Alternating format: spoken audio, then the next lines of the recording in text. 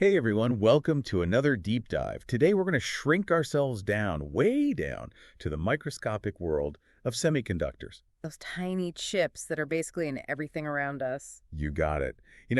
Our mission today is to figure out how these things are made, what's so special about Taiwan in the industry, and ultimately how it all impacts you.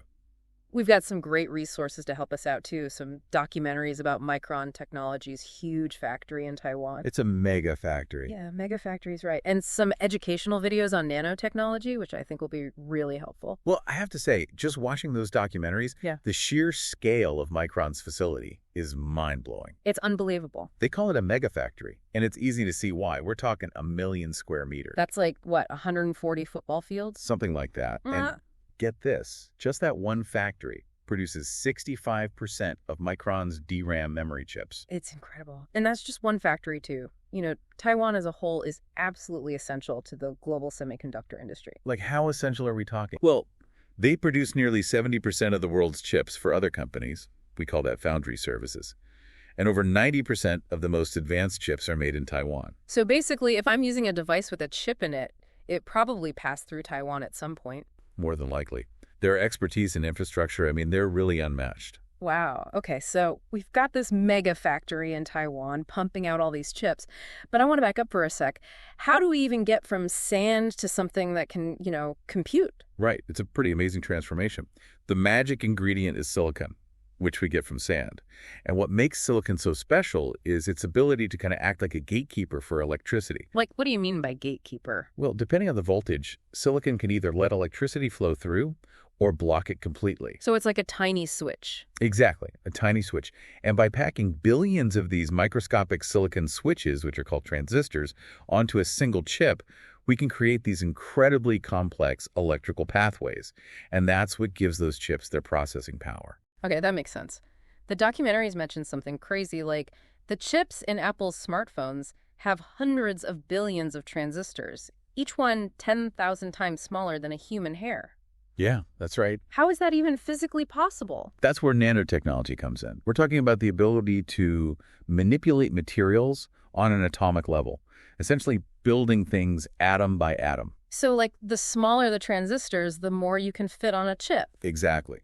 Which means more complex calculations, faster processing speeds, and ultimately more powerful devices. Got it. So this constant drive towards smaller and smaller transistors, that's what allows all of our technology to keep getting more and more advanced. Precisely. It's this relentless pursuit of miniaturization. And Micron's mega factory in Taiwan, well, that's a perfect example of how they pull it off. Right. The documentary showed how everything starts with the design process, which they actually compared to planning a skyscraper. It's like a huge undertaking. Absolutely. You have teams of engineers meticulously laying out the blueprint for these chips, figuring out where every single one of those billions of transistors is going to go, how they'll be connected. It's amazing. And then comes the actual manufacturing, which takes place in this insanely clean environment. The documentaries, I think they said it's even cleaner than a hospital operating room. Oh, yeah, definitely. Contamination is a huge concern. Even a tiny dust particle landing on a chip during production can completely ruin it. Wow. So how do they keep things so clean? They had to go to extremes. Think full-body bunny suits, air showers before entering, strict protocols everywhere. So it's like stepping into another world just to keep things clean enough for these tiny chips. One part that really blew me away was this process called photolithography. Yeah, they likened it to developing photographs in a darkroom, but with this insanely expensive machine. Yeah, like hundreds of millions of dollars, if I remember correctly. Yeah, something like that. It's crazy. So can you walk me through how that works? Yeah. They basically shine UV light through this stencil that has the chip's design onto a silicon wafer. And that light etches the design onto the wafer, creating those pathways for the transistors. And those pathways, they're unbelievably small, right? Unbelievably small. We're talking nanometers wide, which is, billionths of a meter. The level of precision is it's mind-blowing. And the documentaries, they showed these automated systems that move the silicon wafers all around the factory using overhead rails, these little buggies. Those were cool. They actually travel a distance equal to 10 trips around the Earth every single day. Oh, wow. It's remarkable how much of the process is automated these days. Yeah, you really get a sense of that in the documentaries. It's like its own little city in there, running 247. And it highlights this shift from manual labor to relying on these skilled technicians who monitor and manage these systems, analyze mountains of data. It's a whole different world. Absolutely. Yeah. And it makes you realize just how much goes on behind the scenes to create the chips we use every single day. Right. It's easy to take them for granted. But it's a crazy complicated process. It really is. All right, let's shift gears a bit and zoom in even further. We've talked about how silicon is at the heart of these chips, but these educational videos on nanotechnology really highlight how it's not just about making things smaller. It's about materials acting in like completely different ways at the nanoscale. That's a really important distinction. It's not just miniaturization. It's about unlocking entirely new properties and possibilities. Okay, so like what kind of different are we talking about? Give me an example of something that gets kind of weird at the nanoscale. Well, think about gold. We typically picture it as shiny and yellow, right? Right?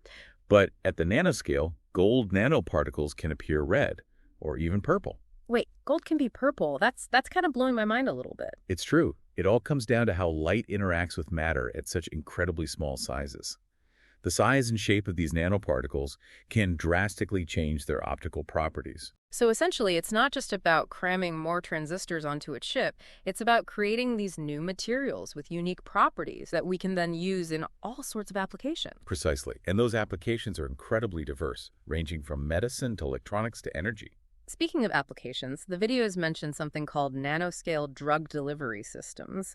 It sounds pretty futuristic. It does, doesn't it? Yeah. But it's rapidly becoming a reality. Imagine tiny nanoparticles acting like guided missiles, delivering medication directly to disease cells in the body. This targeted approach could minimize side effects and make treatments much more effective. That's amazing. They also talked about using nanoparticles to make solar cells more efficient. Given our need for clean energy, that seems like a huge deal. Absolutely. Nanomaterials have these unique properties that can enhance light absorption and energy conversion, leading to more efficient solar panels. That's just one example. Nanotechnology is also being used to develop more powerful batteries, lighter and stronger materials for construction, even self-cleaning surfaces. It sounds like nanotechnology has the potential to, like, completely revolutionize pretty much every industry out there. The possibilities are truly vast. And as our understanding of the nanoscale world continues to grow, I think we can expect even more groundbreaking applications to emerge. It's both exciting and a little bit intimidating to think about all the ways this could change things, but it also makes me think back to something we discussed earlier, the ethical considerations around such powerful technologies. Right. With great power comes great responsibility. It's crucial that we develop and deploy nanotechnology in a way that benefits humanity. We need to consider both the potential benefits and the risks. It's like we're walking this tightrope between pushing the boundaries of what's possible and making sure we don't create any unintended consequences. That's a great analogy. And it leads to another interesting question. What happens when we combine nanotechnology with other emerging fields, like artificial intelligence? Ooh, now we're getting into some really futuristic stuff. Paint me a picture of what that might look like. Okay, so imagine a world where nanosensors are embedded in everything, buildings, bridges, even our clothes. These sensors are constantly monitoring everything around us, from air quality and structural integrity to our own health data. And all of this data is being fed into AI algorithms that can then predict maintenance needs, optimize energy consumption, even alert emergency services in case of problems. So we're talking about smart cities, but on a whole new level, thanks to this fusion of nanotechnology and AI. Precisely. And it doesn't stop there. What if we merge nanotechnology with robotics? We could create tiny robots called nanorobots. Nanorobots. Okay, now you're really sending me into sci-fi territory. Are we talking about tiny robots operating inside our bodies? That's the idea. These microscopic machines could theoretically perform complex tasks at the cellular level, like delivering medication with pinpoint accuracy, repairing damaged tissues, or even fighting off infections from within. That sounds both amazing and a little freaky at the same time. But it also makes me wonder about the safety and control of something like that. You're right to raise those concerns. There are definitely ethical and practical considerations that need to be thoroughly addressed before we, unleash such powerful technology. It seems like all these different fields, nanotechnology, AI, robotics, are starting to blur together, creating something entirely new and complex. That's the essence of technological convergence. These disciplines are no longer operating in isolation. They're influencing and shaping each other, leading to innovations that would have been unimaginable just a few decades ago. It's both exciting and a little overwhelming to think about all the possibilities and the potential risks that come with this level of technological advancement. I agree. But ultimately, I believe we have the power to guide this convergence in a direction that benefits humanity. We need to ensure that these technologies are developed and used responsibly and ethically. I couldn't agree more. So, with all this talk about the potential of nanotechnology, what are some real-world examples of where it's already making a difference today? I mean, besides those tiny transistors we discussed earlier. Well, you might be surprised to learn that you're probably interacting with nanotechnology right now without even realizing it. Really? I'm intrigued. Give me an example. Think about your smartphone. The touchscreen, the battery, even those vibrant colors on your screen, they all rely on nanomaterials for their functionality and performance. For instance, those colors you see are likely produced by quantum dots, which are tiny semiconductor nanocrystals that emit light of specific colors. Wow, I had no idea. Nanotechnology is already woven into so many aspects of our lives. Exactly. And its influence is only going to grow in the years to come. It's mind-boggling to think that something so incredibly small can have such a profound impact on our world. That's a great point. It really puts things into perspective. So, to recap our journey so far, we've gone from sand to silicon, explored the mind-blowing world of semiconductor manufacturing, and delved into the incredible possibilities of nanotechnology. What an incredible journey it's been. And we've also touched on the ethical considerations that inevitably accompany such powerful technologies. It's not just about what we can do, but what we should do. Absolutely. But before we wrap things up, I think it's important to remember the human element in all of this. Behind these incredible technologies are brilliant minds, dedicated researchers, skilled engineers, and countless others who are working tirelessly to push the boundaries of what's possible. It's a global effort, a testament to human ingenuity and collaboration. And it's a story that's still being written, with new discoveries and breakthroughs emerging every day. So as we move into the final part of our deep dive, I think it's important to take a moment to appreciate the incredible human ingenuity that has brought us to this point, and to look ahead with a sense of wonder and, cautious optimism. Well said. We have so much to look forward to and so much responsibility to bear as we continue to shape the future with these powerful technologies. It really is inspiring when you think about it, this collective effort of so many talented people pushing the boundaries of science and technology. It really makes you wonder, what's next? What other innovations are right around the corner? What kind of breakthroughs are waiting to be discovered?